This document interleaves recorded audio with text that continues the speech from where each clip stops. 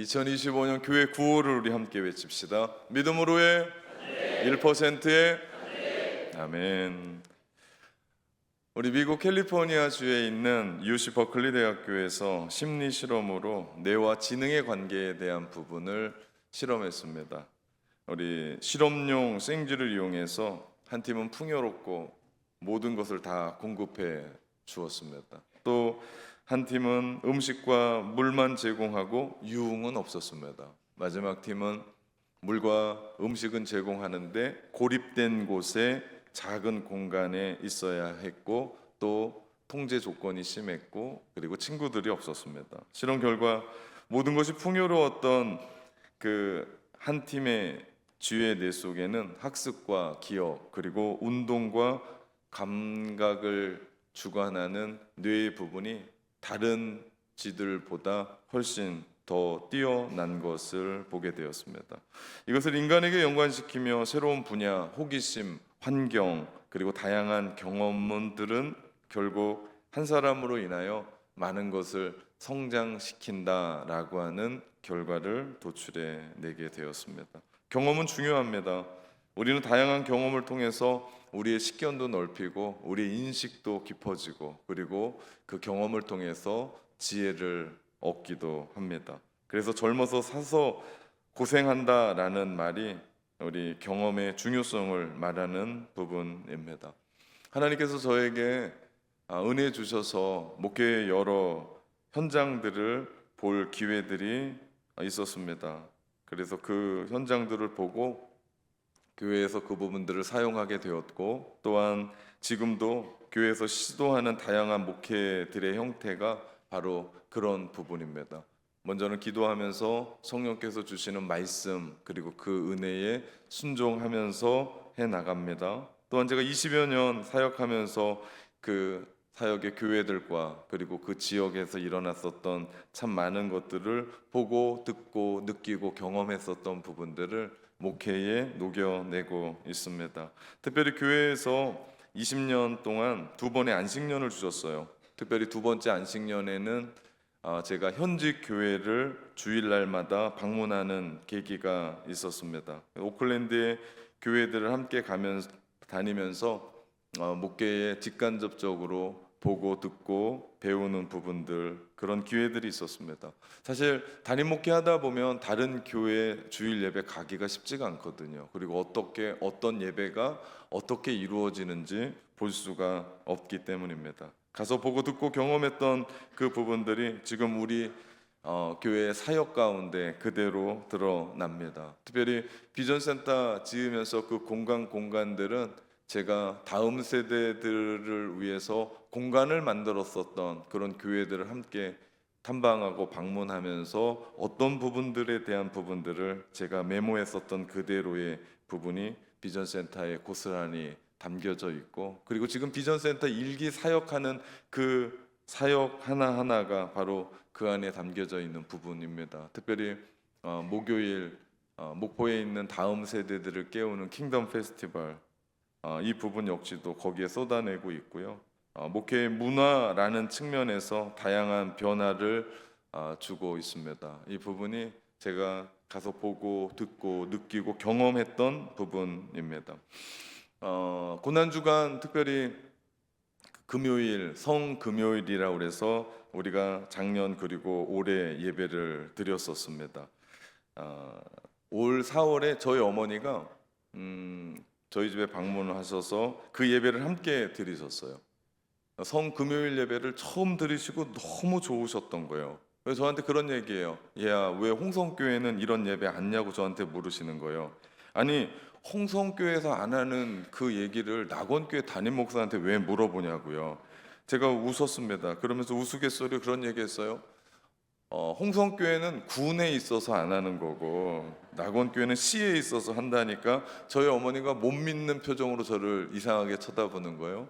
그래서 제가 그때 그런 얘기했습니다. 어머니 이참에 시에 있는 낙원교회로 교적으로 옮기면 어떻겠습니까? 그랬더니 웃으시더라고요.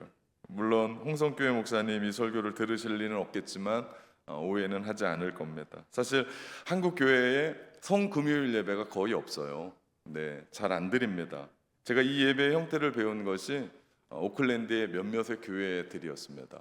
한 교회에 갔더니 우리 맥도날드에서 드라이브 스루로 음식을 주문하면 차에서 안 내리고 받는 그런 형식으로 주차장이 큰 교회였어요. 그래서 전등으로 예수님의 탄생부터 시작해서 예수님의 일대기, 그리고 십자가 지시고 골고다 그 부분까지 주차장 곳곳에다가 그 사건들을 표현해 놨는데, 한번 들어가서 한 15분, 20분 정도 차들이 오가면서 그것들을 봐요. 중간중간에 그 교회 성도들이 함께 나와서 커피도 나누고 캔디도 나누고, 그리고 이스트 빵이라고 부활절 빵이 있어요. 그것도 함께 나누면서 그 프라이데이 성금요일을 보내는 것을 보고 제가 너무 좋았습니다. 거기 아이들과 함께 가면서 보는 것도 좋았고, 그런 문화들이 거기에는 믿지 않는 사람들도 믿는 사람들도 다른 교회 다니는 사람들도 연인들도 차를 타고 들어오면서 그 입구에서부터 끝까지 성금요일을 맞이해서 복음을 듣고 갑니다. 또 한 교회는 제가 갔더니 그 공간을 예수님의 월요일부터 시작해서 금요일까지 십자가 지은 그 사건을 그대로 묘사해 놓은 거예요. 그리고 마지막 금요일 골고다에서 십자가에 못 박혀 돌아가신 그 장면은 검정 휘장을 쳐놓고 거기에 십자가를 세워놓고, 그 장면을 보니까 그 엄습해지면서 무릎을 꿇지 않을 수가 없게 만들었더라고요. 아이들과 함께 손을 붙잡고 그 어떤 설교의 메시지보다 그 한 컷 한 컷이 저한테 주는 감동이 얼마나 컸는지 모릅니다. 그래서 제가 그 예배를 경험하고 나서 성금요 예배를 시작하게 되었고, 그리고 그 예배의 형태로 비슷하게 함께 움직여 갑니다. 이렇듯 무엇을 보고 경험하고 느끼느냐는, 경험은 너무나 중요해요. 한 책을 읽다 보니까 전문가에 대해서 이렇게 표현하더라고요. 소위 프로라고 하는 전문가는 수많은 경험을 통해 시행착오를 경험하여 문제를 해결하는 사람이다 라고 쓰여 있더라고요. 제가 무릎을 쳤습니다. 딱 맞는 표현입니다. 사실 아는 만큼 보여요. 경험한 만큼 삽니다. 경험하고 나면 그 다음이 무엇이 올 수 있을까 예측하기도 하고요. 수많은 경우의 수를 대비하다 보면 그 다음 경우의 수를 찾아내고 결국 성장하고 혹은 해결하기도 합니다. 저는 목회자로 하나님의 특별한 은혜를 경험했습니다. 암만 해도 8, 90년도에 저의 세대가 부흥을 마지막 경험하는 세대가 아닌가라고 제가 생각을 해요.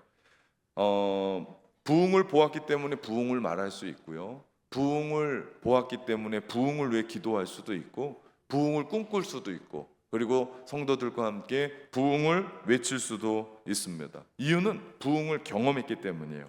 제가 다니는 시골 교회 모교회의 본당은 이거보다 한 반만한 한 300좌석이 있는, 한 250 정도 있는, 거기 한 절반 정도가 예배를 드렸었어요. 근데 목사님 열심 내시고 성도들과 함께 하면서 그 자리가 꽉 찼어요. 지금 우리 낙원교회 본당이 꽉 찬 것처럼 정말 꽉 찼습니다. 그리고 나서 교회가 또 다른 교회를 짓는 일들을 제가 어렸을 때 보게 되었습니다. 제가 신학을 하면서 제가 사역했었던 한 서울의 부서 선생님들이 30여 명이었어요. 그때는 토요일 날 아이들이 학교를 가기 때문에 토요일 학교 앞 전도 하면서 떡볶이도 만들고, 지금처럼 이렇게 삼엄한 경계태세가 아니에요. 학교 앞에 아주 널널합니다. 누구나도 들어가서 뭐든지 할 수 있는, 그때 전도하고 아이들 떡볶이 파티하고 아이들 축구장으로 옮겨가고, 그러면서 한 부서가 선생님들의 열심으로 말미암아 100명이 넘는 아이들이 모여서 예배를 드린 적도 있습니다. 제가 이민교회 목회 처음 갔던 곳이 뉴질랜드 남섬의 크라이스트처치입니다. 거기서 3년여 부교역자로 사역을 하면서 교회가 부흥하기를 시작을 하는데 정말 놀라웠습니다. 정말 하나님이 행하시는 놀라운 은혜들을 제가 보았고, 그리고 제가 오클랜드로 올라오면서 20년간 제가 이민교회를 담당했습니다. 정말 어려운 교회였어요. 쉽지 않은 교회였습니다. 재정도 마이너스였고 사람도 정말 얼마 없었던, 그리고 호주로부터 선교비를 받는 그런 교회였습니다. 그런 교회 성도들과 함께 눈물로 씨앗을 심었고, 그 결과 하나님이 성장케 하셔서 이제는 선교비 받는 교회에서 선교하는 교회로, 그리고 어려운 교회 도와주고, 그리고 특별히 저희가 빌려 쓰던 교회가 있었는데 그 교회가 교회 리노베이션 한다고 그래서 우리가 몇만 불의 헌금을 흘러보낸 적이 있습니다. 키윗교회가, 그 현지인 교회가 깜짝 놀랐어요. 한국 교회가 이렇게까지 우리를 돕나? 거기까지는 좋았는데 그분들은 참 합리적이세요. 왜냐하면 저희 교회가 정말 어려울 때는 새벽 예배 그 공간에서 예배 드릴 때 너희가 우리를 위해서 기도해 주니까 우리가 렌트비 안 받을게 그랬던 사람들이었거든요. 근데 몇만 불 흘러보내니까 우리가 잘 사는 줄 알고 그 다음부터 렌트비를 올려버렸어요. 제가 황당해서 이 헌금하지 말걸이라는 생각도 했었는데, 여하튼 그렇게 하나님이 성장시켜 주셨고, 그리고 제가 그 교회에 처음 그 부임하면서 오클랜드에 있는 교회들을 탐방하면서 제가 틈새를 발견했습니다. 그것이 젊은 세대였어요. 청년들은 아니고요. 물론 뭐 청년들도 중요한데 제 눈에 들어왔던 사람들은 30대 3040 세대였어요. 그 세대, 특별히 5살 이하 아이들을 데리고 있는 우리 그 부모 세대가 예배를 제대로 못 드리는 거예요. 그래서 제가 기도했습니다. 하나님, 이 세대를 달라고. 정말 하나님은 정말 놀랍죠. 제가 거기를 떠나서 낙원교회 올 때 30, 40대가 우리 교회의 80%였습니다. 그 젊은 사람들이 함께 모두가 다 현지에 취업해서 함께 일하고 정말 활기찬 그런 교회였어요. 그래서 제가 낙원에 와서 충격을 받은 게, 여기에서 딱 쓰니까 전부 다 하얀 머리신 거예요. 얼굴이 다른 거예요. 전부 다 저보다 어렸던 사람들이었거든요. 그렇게 하나님께서 은혜를 주셨어요. 그렇게 하나님께서 이끌어 주셨어요. 그 소중한 경험이 제 안에 있습니다. 이 모든 것이 하나님의 은혜였어요. 누가 잘나서 한 게 아니고 하나님이 그렇게 하셨습니다. 그렇게 부흥하는 교회를 직간접적으로 제가 경험하고 나서 제가 그렇게 부흥을 외칠 수 있는 거예요. 그러면서 부흥을 꿈꿉니다. 그리고 낙원교회도 부흥해야 돼요. 왜냐하면 지금 이 시대가 교회가 안 된다고 얘기해요. 교회가 힘들다고 얘기해요. 전도가 안 되고 이제는 끝났다라고 하는 이때에 낙원교회가 전도하고 낙원교회가 부흥하고 낙원교회가 성장해 가는 거예요. 그래서 다른 교회들에게 낙원교회만 교회가 아니고 다른 교회에게 오늘날에도 교회가 된다라는 걸 보여주고 싶고, 또 우리 믿음의 성도들 그리고 다음 세대들이 이곳에서 열심히 신앙생활 하다가 시집도 가고 장가도 가고 또 전국적으로 퍼져갈 거고 혹은 세계적으로 퍼져갈 때 이곳에서 함께 예배했던 그 부흥을 맛봤던 사람들이 그곳에 가서 목사님과 함께 기도하면서 예배하면서 부흥을 꿈꿀 수 있게 될 줄 믿습니다. 그래서 우리가 부흥해야 돼요. 제가 뭐 부흥해가지고 뭐 우리 이름을 날리고 제 이름을 그럴 생각이 없습니다. 우리가 부흥해야 될 이유는 해야 될 일이 너무나 많아요. 이 땅 가운데 한국 교회를 일으키는 일들을 해야 할 일들이 사명이 우리 교회 가운데 있기에 우리 교회가 부흥해야 되는 줄 믿습니다. 근데 이게 어디 목회뿐이겠냐고요. 신앙생활은 다를까요? 아니요, 신앙생활 동일합니다. 우리가 예배합니다. 우리가 기도합니다. 말씀을 듣고 봉사하고 전도하고 양육하고 성도의 교제하면서 우리는 여기에서 살아계신 주님을 인격적으로 만나요. 그렇게 인격적으로 만나면요, 우리 신앙생활 흔들리지 않습니다.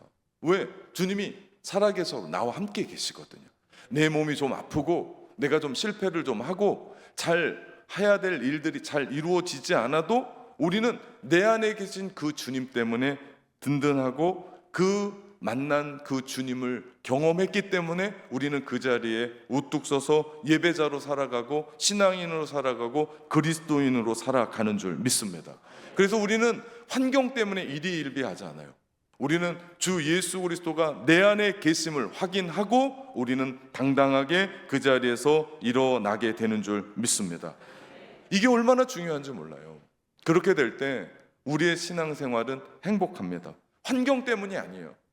내 주변의 여건 때문이 아니에요. 내가 잘 나가고 자녀들이 잘 나가고 그렇지 않습니다. 눈물이 나고 힘겨울지 몰라요. 그런데 우리 주님이 나와 함께 계시기 나는 낭망하지 않습니다. 나는 두려워하지 않습니다. 염려, 근심, 걱정하지 않습니다. 왜? 주님이 나와 함께 계시고 기도할 때마다 위로부터 우리 가운데 부어주시는 하늘의 평강이 있고 내가 너와 함께 한다라고 하는 믿음에 대한 확신이 있기 때문에 그 삶이 우리를 지키고 우리를 살리는 줄 믿습니다. 저는 목회하면서 간증하기를 원해요. 좋은 간증자를 찾습니다. 그리고 2년여 저와 함께 목회하면서 여러분 가운데 좋은 간증자들이 참 많이 일어나셨어요. 교회에 무슨 행사가 있거나 혹은 어떤 일들을 끝내고 나면 저는 반드시 우리 간증을 부탁을 드립니다. 우리 수요 예배나 혹은 주일 오후 예배나 혹은 온 세대 금요 예배 때 간증을 부탁을 드려요. 그런데 제가 너무나 기뻐요.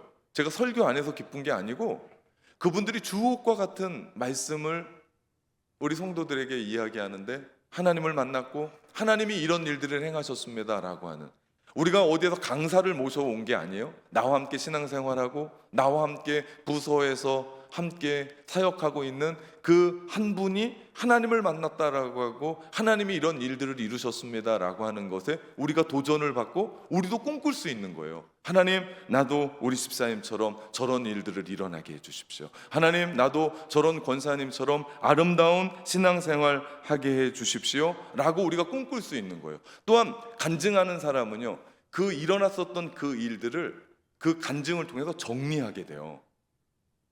우리 목회실에서요, 제가 얼마나 닥달을 하면 반드시 간증문 받아라. 그리고 분량은 이만큼이다. 넘어가면 안 된다. 내가 종칠 거다라고. 그러면서 제가 딱딱 구분을 합니다. 왜 그런지 아십니까?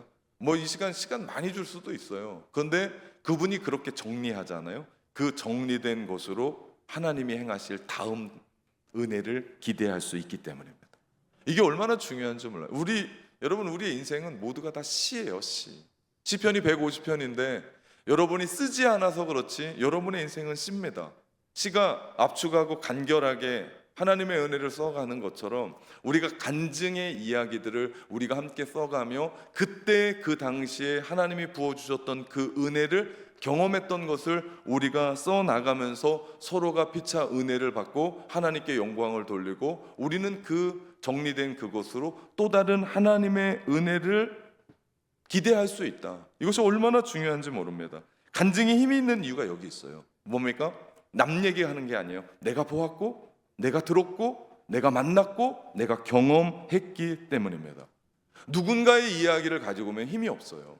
근데 내가 보았는 거예요. 내가 그렇게 한 거예요. 내가 그렇게 할 수밖에 없습니다 라고 고백하니까 간증에는 강력한 힘이 있는 줄 믿습니다.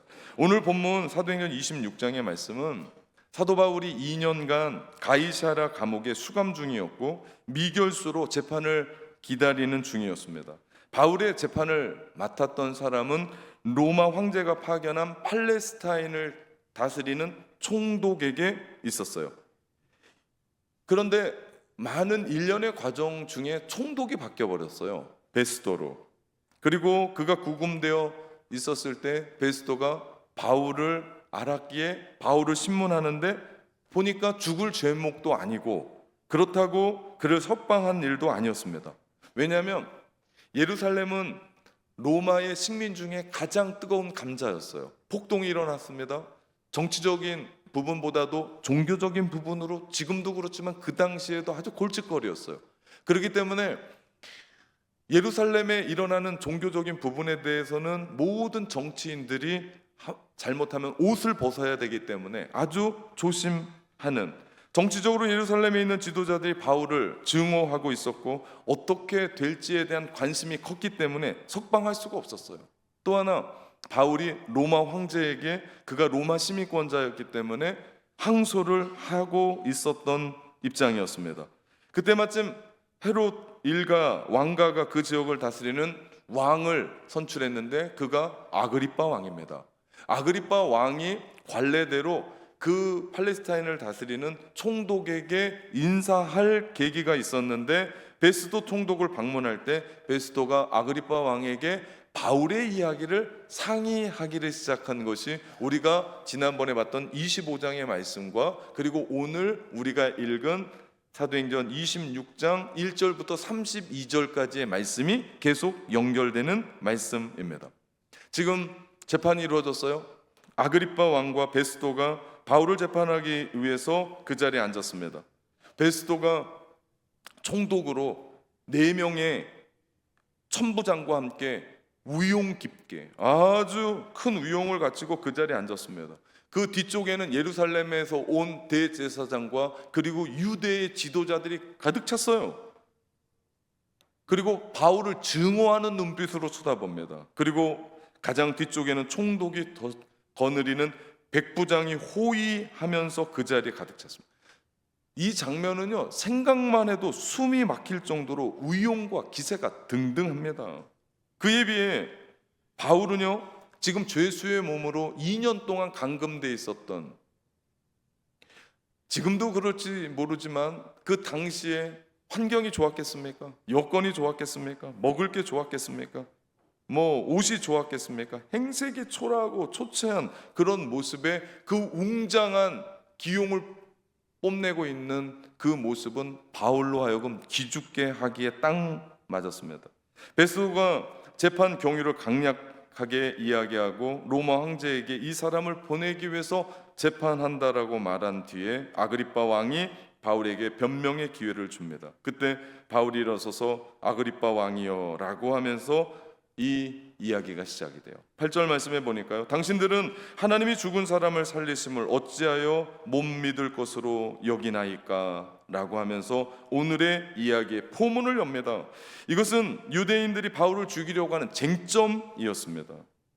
그러나 바울은 예수님이 부활하심을 믿고 강력하게 주장할 뿐만 아니라 예수님이야말로 구약 선지자들이 이야기했고 예언했었던 바로 그 메시아 왕이십니다라고 전하는 거예요. 근데 유대 지도자들은 그게 있어서는 안 되는 일이에요. 왜냐하면 이미 예수 그리스도를 십자가에 못 박아 버렸거든요. 이게 진짜 사실이면 어떤 일인 거예요? 하나님이 보내신, 자기들이 믿고 있는 하나님이 보내신 메시아 구원자 예수 그리스도를 죽인 큰 죄를 짓게 되는 거예요. 그냥 이거 인정하고 받아들이고, 왜? 구약을 연구했던 사람들이니까 모르지 않았거든요. 그러니까 예수님 당시에 예수님 돌아가시고 나서 율법을 정말 정통으로 연구했었던 사람이 주께로 돌아왔던 이유가 여기에 있죠. 그런데 그들이 그것을 하지 못합니다. 그런데 끝까지 예수님이 바로 구약 선지자들이 예언한 그 메시아가 맞다고 주장하는 거예요. 그리고 그 주장의 증거를 이야기하는데 그 증거가 뭡니까? 예수 그리스도의 부활이었습니다. 여러분, 바울이 왜 그렇게 강력하게 이 부활을 증거해요? 그냥 믿은 게 아니에요. 왜 그렇습니까? 바울이 지금 여기까지 이렇게 온 것은 그가 다메섹 도상에서 누구를 만났어요? 그냥 예수님이 아니에요. 부활하여 살아계신 예수 그리스도를 만났기 때문에. 그래서 바울이 강력하게 그걸 주장하는 거예요. 내가 보았고, 내가 만났고, 내가 들었고, 내가 경험했습니다. 그분 살아계십니다. 그분이 메시아입니다. 그분이 하나님이 우리를 구원해 주시려 이 땅에 보내신 구원자 예수 그리스도입니다. 끝까지 주장하는 거예요. 베드로가 예루살렘에서 이러한 메시지를 전할 때 유대인들이 안달복달하며 집어쳐놓고 베드로 죽이려고 그랬습니다. 그런데 바울은 은혜로 죽지 않고 나중에 세상을 돌아다니며 예수님이 부활한 메시아다라고 그렇게 전하는 거예요. 유대인들이 견딜 수가 없었습니다. 그래서 저는 야구만 원정 팬이 있는 줄 알았는데, 이 지역에서 바울이 복음을 전하면 이쪽에서 원정대가 다 와서 바울을 죽이려고 그렇게 외쳤던 거죠. 사실 바울이 전했던 십자가 부활은 복음의 복음입니다. 복음에 이 두 가지가 빠지면요 아무것도 할 수가 없어요. 20절에 보면요, 먼저 다메섹과 예루살렘에 있는 사람과 유대 온 땅과 이방인에게까지 회개하고 하나님께로 돌아와서 회개에 합당한 일을 하라 전함으로, 바울이 전했던 것이 십자가와 부활이었고 그리고 회개의 복음의 메시지였습니다. 여러분, 우리가 믿음을 가지면요 반드시 회개합니다. 회개하는 사람이 믿음이 있는 사람이에요. 그렇기 때문에 믿음이 있다라고 이야기할 때 사람은 변하는 거예요. 그냥 교회 백날 다녀도요 우린 변하지 않습니다. 그러나 예수 그리스도의 십자가의 은혜가 우리를 구속 곧 죄사함을 얻게 하고 그 십자가의 보혈이 나를 죄에서 용서하셨습니다. 그것을 확실하게 믿는 사람은 변화되죠. 왜 그렇습니까? 내 영혼, 내가 누구인지를 깨닫기 때문입니다. 내가 누구인지를 모르면 예수님을 만날 길이 없어요. 왜? 그분이 필요가 없거든요. 근데 내가 죄인이고 이 죄에서 깨끗함으로 용서함을 받기 위해서는 누가 필요해요? 오직 한 길, 예수 그리스도밖에 없어요. 십자가의 보혈밖에 없어요. 그러니까 그분을 믿는 거예요. 그분을 받아들이는 거예요. 그럴 때 우리는 회개하고 우리는 결국 어떻게 됩니까? 변화된 삶을 살아가는 줄 믿습니다. 그렇기 때문에 믿음과 회개는 하나예요. 믿음이 있으면 반드시 회개합니다. 회개하는 사람이 믿음의 사람이죠. 그는 지금까지 유대인과 자신 사이에 일어난 문제들에 대해서 이야기를 합니다. 그러면서 자신이 다메섹 도상에서 부활하신 예수 그리스도를 만났다고 하는 이 이야기를 오늘 우리는 읽지 않았지만 26장의 이야기를 해요. 그리고 여기뿐만 아니라 우리는 지금까지 사도행전의 말씀을 보면서 바울이 얼마나 중요했으면 3번이나 이 말씀을 계속해서 간증하는 것을 봅니다. 왜 그렇습니까? 그에게 그렇게 크게 경험된 거예요. 그래서 바울이 지금까지 살아오면서 참 많은 학식을 쌓았고 집안도 빵빵했고 바리새인 중에 바리새인이요, 그는 히브리인 중에 히브리인이요, 가말레엘 학궁에서 공부했었던 아주 짱짱한 사람이었습니다. 그런데 그는 예수 그리스도를 아는 지식이 가장 고상함으로 인하여 그 모든 것들을 배설물로 여기는 일들이 일어납니다. 왜 그런 줄 아십니까? 그가 살아계셔서 지금도 여기에 계시는 예수 그리스도, 부활하신 주님을 만났기 때문입니다. 그래서 그가 그 다메섹 도상 그 길 위에서 주님을 만나고 나서 납작 엎드려 하나님 앞에 회개하는 거예요. 그래서 그의 신학의 복음의 메시지는 십자가와 부활과 그리고 한 가지 더 있다면 회개입니다. 우리 주 예수 그리스도로 말미암아 그는 구원을 받았고 예수 그리스도께서 나를 위해 죽으셨고 3일 만에 부활하셨으므로 그는 회개하라고 복음을 전합니다. 그리고 끝으로 바울은 자기가 지금까지 전한 메시지, 즉 예수 그리스도가 부활하셨다는 그 복음은 유대 나라 사람들에게 한결같이 믿고 당신들이 지금 연구하고 있는 구약의 메시지가 아니냐라고 강력하게 주장하고 있는 겁니다. 그때 총독 베스도가 일어나서 화를 냅니다. 못 참았어요. 바울, 네가 공부를 너무 많이 해서 미쳐버렸다라고 소리를 칩니다. 생각해 보십시오. 제가 이 재판장의 그림을 이야기했습니다. 그 재판장의 위용과 그 기세에 눌려야 될 사람은 바울인데 바울은 전혀 눌리지 않아요. 이전 2년 동안 미결수로 재판이 이루어지지 않고 그 안에서 심신이 지칠 대로 지칠지 모르는 그 바울은 절대로 기죽지 않습니다. 쫄지 않습니다. 이번에는 총독이 소리치는 상황에서도 그가 뒤로 물러나야 할 상황인데 그 높은 자리에서 총독이 미친 사람이라고 얘기하는데도 사도 바울은 당당합니다. 얼마나 당당한 줄 아십니까? 그가 그곳에서 복음을 전해버려요. 지금 그 복음 때문에 그 재판장까지 왔고 그 복음 때문에 자기가 정말 그런 상황이 있는데도 당당합니다. 그리고 그곳에서 나를 위해 십자가에 죽으신 예수 그리스도, 그러면서 뭐라고 얘기합니까? 저는 오늘 26장에 있는 말씀을 읽고 또 읽으면서 정말 제 마음 가운데 깊이 박았던 말씀이 29절에 있는 말씀입니다. 바울이 이르되 말이 적으나 많으나 당신들뿐 아니라 오늘 내 말을 듣는 모든 사람도 다 이렇게 결박된 것 외에 나와 같이 되기를 하나님께 원하나이다. 나와 같이 되기를 원합니다. 나와 같이 되기를 원합니다. 아그리빠 왕 앞에서 벌어진 재판 상황을 머릿속에 그림으로 그려보면 지금 재판관과 피고가 자리가 바뀐 것 같아요. 바울이 이 모든 재판장의 분위기를 장악했어요. 바울이 베스도의 입을 열지 못하게 하고 아그리빠 왕까지 꽉 붙잡은 것 같아요. 그리고 베스도가 미쳤다라고 소리쳐도 아그리빠의 빈정거리는 그 이야기 속에도 전혀 위축되지 않고 기죽지 않고 명언을 이야기합니다. 당신들도 나와 같이 되기를 원합니다. 모두가 기죽어 버렸어요. 재판을 더 이상 이루어갈 수가 없었어요. 재판이 여기서 끝나요. 바울의 이 고백은 마치 마른 하늘에 번개와 천둥을 동반한 한동안 그 안에 있는 영혼들을 울리는 당신들도 나와 같이 되기를 원합니다. 무슨 얘기입니까? 예수 그리스도 그분 한 분이면 됩니다. 예수 그리스도 그분 한 분 의지하며 살아가면 됩니다. 예수면 답니다. 사도 바울이 외치고 있는 그 외침의 이야기입니다. 바울은 이렇게 당당하게 고백할 수 있었던 이유는 다메섹 도상에서 부활하신 예수님을 만났기 때문입니다. 그냥 만난 게 아니에요. 다메섹으로 가는 그 길 위에서 복음 전하러 들어간 것도 아니에요.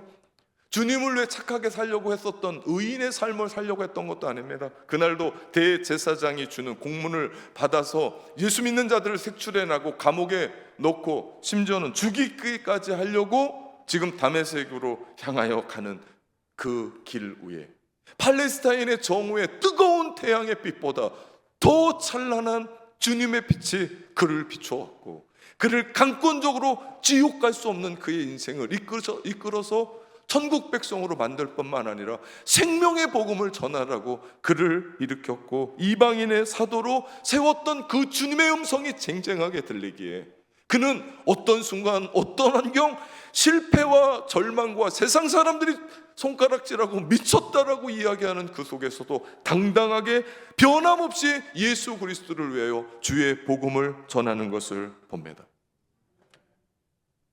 오늘 본문 26장을 포함해서 사도 바울은 자신이 다메섹 도상에서 예수님 만났던 이야기를 3번 더 전했다고 이야기했습니다. 얼마나 중요했으면, 그리고 자기가 생명 걸고 이 복음을 전하는 이유가 바로 여기에 있음을 사도 바울은 이야기합니다. 지금도 그 일 때문에 오해받고 신문을 받으면서도 변명의 기회를 주어지자 그는 내가 살아야 된다고 얘기한 게 아니에요. 나는 여기서 나가고 싶다고 얘기한 게 아니에요. 변명을 얘기한 게 아닙니다. 그 변명이 주어지는 그 자리에서도 그는 예수 그리스도 피 묻은 주님의 복음을 전하고 있는 줄 믿습니다. 주 예수를 믿으라. 그리하면 너와 내 집이 구원을 얻으리라. 얼마나 당당했는지 모릅니다. 생각해 봅시다. 우리도 사도 바울처럼 예수 그리스도 그렇게 만난 거 아닙니까? 어려운 상황 속에, 힘든 상황 속에 기도하면서 우리도 주님을 그렇게 만난 크고 작은 경험들이 있고 간증들이 있는 거 아닙니까? 그래서 주일이면 이 자리에 나와서 이렇게 하나님 앞에 목 놓아 예배하고 찬양하고 기도하고 말씀을 듣고 예배자의 삶을 살아가는 것 아닙니까? 그렇다면 우리가 그것으로 말미암아 구원받은 하나님의 사람으로 끝난 것이 아니라 지금 눈물 흘린 그 상황을 사도 바울처럼 지금 내가 해도 안 되는 그 여건을 인생의 감옥 안에 갇혀 있는 것처럼 아무것도 할 수 없는 그 상황에서 내가 주님 만났던 그 경험, 주님 만났던 그 신앙의 고백으로 일어설 수 있는 거 아닙니까? 절망이 다가오고 두려움이 다가오고 원망이 다가오고 자포자기가 우리 가운데 다가와도 내가 만났던 예수 그리스도, 이렇게 예배드리며 목 놓아 하나님을 찬양하는 그 신앙이 우리를 일으킬 수 있는 줄 믿습니다. 다시 회복하고 다시 일어나고 다시 승리하며 하나님이 우리 가운데 주셨던 그 일들, 누군가가 우리에게 미쳤다라고 이야기하고 누군가가 우리를 잡아 움직일 수 없게 만들고 사방에 우겨쌈을 당하고 나를 도와주는 사람이 아무것도 없을 것 같지만 나를 구원하시고 지옥으로 떨어져 죽을 수밖에 없는 우리를 천국 백성으로 일으켜 주셨던 예수 그리스도의 은혜가 우리 가운데 있다면 그 절망의 자리에서 일어날 줄 믿습니다. 그 아픔의 자리에서 일어날 줄 믿습니다. 몸이 아파도 내가 주님을 예배하면서 하나님이 고쳐주실 줄 믿습니다. 이런 간증으로 서게 될 줄 믿습니다. 이 고백이 우리 가운데 있는 거예요. 예수 그리스도.